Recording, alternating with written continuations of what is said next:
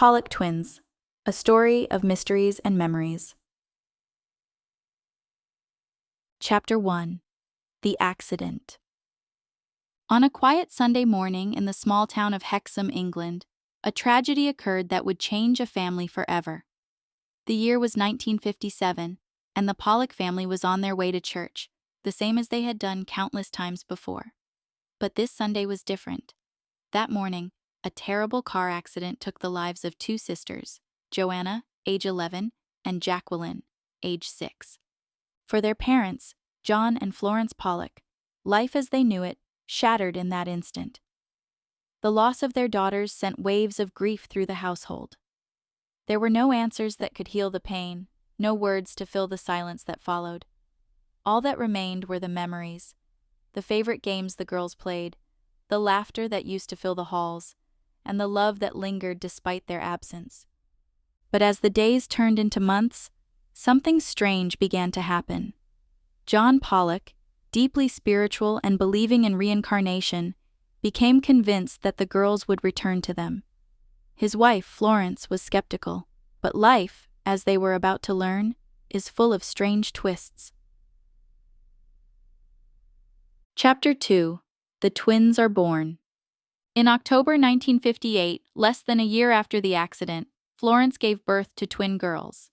Jillian and Jennifer Pollock entered the world as a surprising double blessing to the grieving family. The twins were healthy, identical in nearly every way, except for a few curious details. Jennifer, though the younger of the twins, bore a strange resemblance to her late sister Jacqueline. She had the same birthmark on her forehead and a second one, in the same spot, on her waist. John Pollock, believing in reincarnation, saw these as signs, while Florence, ever pragmatic, dismissed it as coincidence. But soon, those birthmarks would be the least of their concerns. As the twins grew older, they began to display knowledge and behaviors that were both puzzling and unsettling. From a very young age, Jillian and Jennifer started talking about things they couldn't possibly have known: memories, places, and even the toys that had belonged to Joanna and Jacqueline. It was as though the twins carried memories that weren't their own. Chapter 3. Memories Unspoken. By the time the twins were 4, their parents noticed the strange connections more often. One winter's day, Florence brought down an old box of toys from the attic: dolls, a miniature sewing machine, and a toy pram that had once belonged to Joanna and Jacqueline. As soon as the box was opened, the twins rushed to it, excitedly calling out, "That's mine!" pointing to specific toys, naming them without ever having seen them before. One of the most chilling moments occurred when the family visited Hexham for the first time since the twins' birth. As they drove through town, the girls began to recognize landmarks that they had never seen. Jillian pointed out the school Joanna had attended, and Jennifer said, "That's where we had the accident," as they passed the street where her older sisters had died. Florence's skepticism began to waver. The twins' memories extended to more personal details. They knew about the scar on Joanna's forehead, where she had once fallen from a bike, and Jacqueline's favorite hiding spots in the garden. John, who had always believed the twins were the reincarnations of their lost daughters, felt vindicated. But Florence, torn between the impossible and the inexplicable, found herself at a crossroads. Chapter 4. Echoes of the Past. By age 6, the twins' strange behavior continued to unsettle their parents. One afternoon, as the family sat in the living room, the conversation turned to school. Out of nowhere, Jennifer asked her mother if she remembered how Joanna used to play mothers and babies with her, the same game Jacqueline loved. Florence's heart skipped a beat. That wasn't something the twins should have known. The memories weren't always sweet. At times, they seemed haunted by fragments of the accident. Jennifer, in particular, had recurring nightmares about a car speeding toward her, followed by an overwhelming sense of darkness. She would wake up in tears, crying out for her sister, though she never called for Jillian, always Joanna. The girls, however, did not seem troubled by these memories. To them, it was simply life. They spoke of the past with the same innocence as they would speak of their favorite games or a sunny afternoon. For John, it was further proof of the cycle of life, of souls returning to complete unfinished journeys.